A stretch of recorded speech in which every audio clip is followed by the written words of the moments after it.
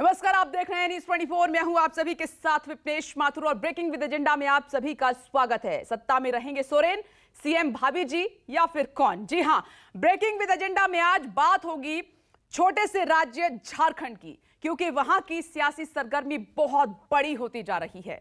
राज्यपाल रमेश बैस आज सोरेन की सदस्यता पर फैसला सुना सकते हैं और उनकी सदस्यता रद्द करने का ऐलान कर सकते हैं।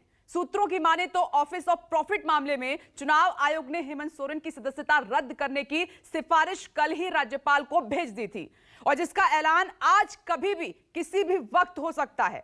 तो क्या झारखंड में सोरेन की सरकार जाना तय है? क्या सोरेन अब पर्दे के पीछे से सरकार चलाएंगे और अपनी पत्नी, पिता या किसी और करीबी को मुख्यमंत्री बनाएंगे, या चुनाव लड़ने पर रोक नहीं लगी तो इस्तीफा देकर फिर सरकार बनाने का दावा पेश करेंगे?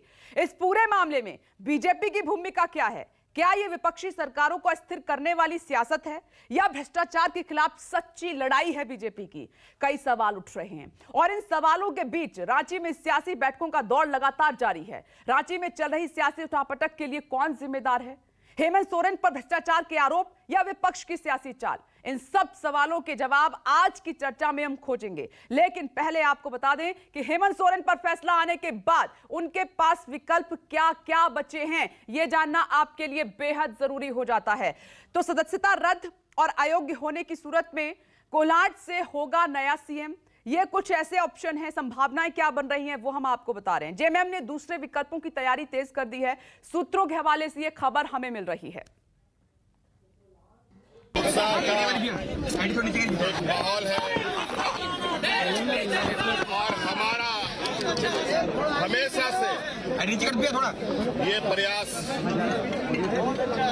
रहा है, रहेगा कि यहाँ के हर कर्मचारी खुले मन से निर्भीक होकर काम करे और राज्य को एक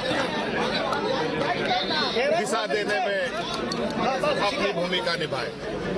यदि चुनाव आयोग संवैधानिक संस्था है, उसकी गोपनीयता कैसे भंग हुई? ये एक आपराधिक कृत्य है।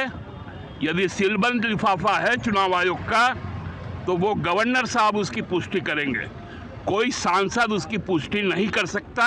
और यदि सांसद उस पर क्लेम करता है तो जो लॉ ऑफ द कोर्ट है उसको अपना काम करना चाहिए। कोई विकल्प का चर्चा नहीं, जब तक नोटिस नहीं आएगा नहीं देखेंगे तब पर इस पर कुछ नहीं करेंगे। बात क्या रणनीति है? पार्टी के विधायकों को बुलाया गया हो सकता है? नहीं, अभी हम लोग बुलाएंगे, सब विधायक को बुलाएंगे, नोटिस आने दीजिए। नोटिस में क्या है मजमून देख लेते हैं और देखने के बाद अगर जरूरत पड़ेगा, सारे एमएलए हमारे साथ कांटेक्ट में हैं, आज भी बहुत सारे लोगों से बात हुई है और जैसे होगा हम लोग निर्णय लेंगे। ये भारतीय जनता पार्टी की बहुत बड़ी विजय है। भारतीय जनता पार्टी ने ही कंप्लेन किया था, गवर्नर साहब ने उसको भेजा कंप्लेन को, और ये भ्रष्टाचार के ऊपर जो जीरो टॉलरेंस की नीति है भारत सरकार की और सारे एजेंसियों की, उसमें एक बहुत बड़ी कड़ी जो है ये साबित होगी। और नैतिकता यदि मुख्यमंत्री में बची हुई है तो उनको इमीडिएट इस्तीफा देना चाहिए और चुनाव में चलना चाहिए। नमस्कार, मैं हूं मानक गुप्ता। अगर आपको हमारा ये वीडियो पसंद आया हो तो इसे लाइक और शेयर जरूर करें और हां, हमें सब्सक्राइब और फॉलो करना ना भूलें ताकि आप देश और दुनिया की कोई खबर मिस ना करें। तो जुड़े रहिए हमारे साथ और देखते रहिए न्यूज़ 24।